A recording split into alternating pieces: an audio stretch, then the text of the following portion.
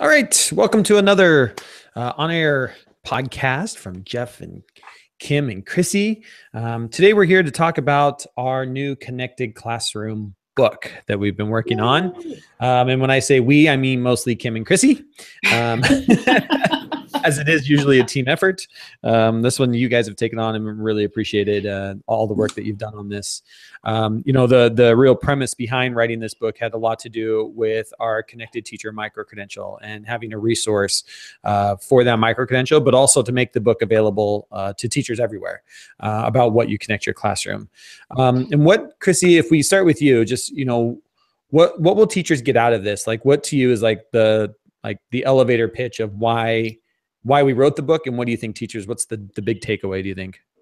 You're always asking me to do an elevator pitch. Does that mean that I talk too long and too much? It means we have 5 minutes, so everything's an elevator pitch. All right. So what do I think that you're going to get out of this book? Well, basically, it's almost everything from start to finish about connecting your classroom. So everything that you need to know and lots more in between about getting not only yourself, but your students and your whole class connected to the outside world.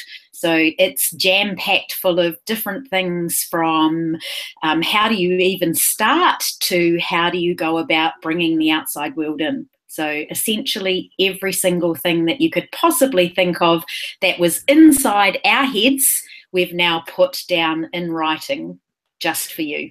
Yeah, I like whenever I'm talking about this micro-credential, I'm always like, we talk about technology. One of the reasons why we say we want technology is that it brings the outside world into your classroom, that it quote unquote knocks down the walls to your classroom. And I think books like this and the micro-credential, I always say, knock down the walls and blow off the roof. Like, this is literally, you've got, 3 educators, and it's everything we know about how to bring that outside in and get your kids outside the classroom. Kim, as we start to think about it, what chapter to you kind of like was your favorite as you were going through writing this book?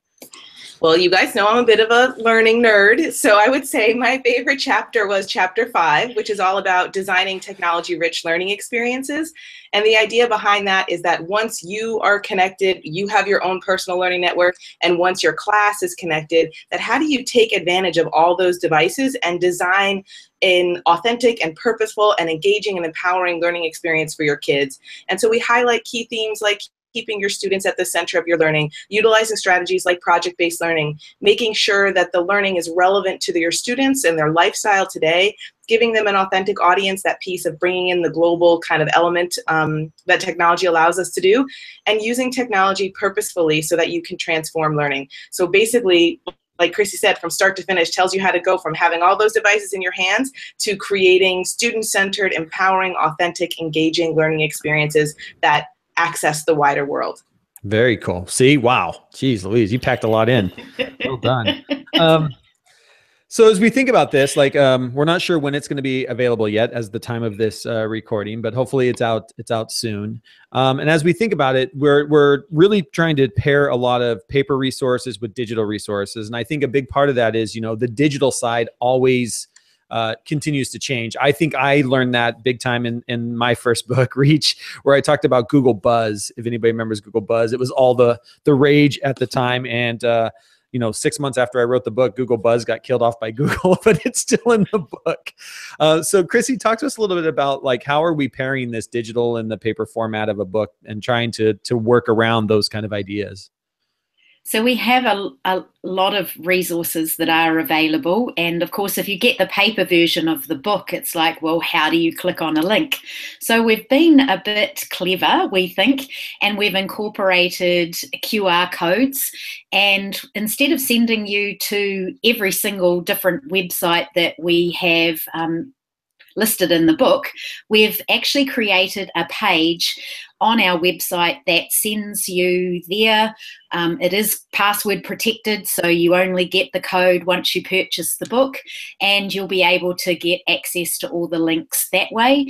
But we've thrown in the odd QR code there that will take you directly to a link on the website as well. So there's things from blog posts to articles to PDF resources that you can download, a whole raft of support material, as well as all of the material inside the book to help you connect your class.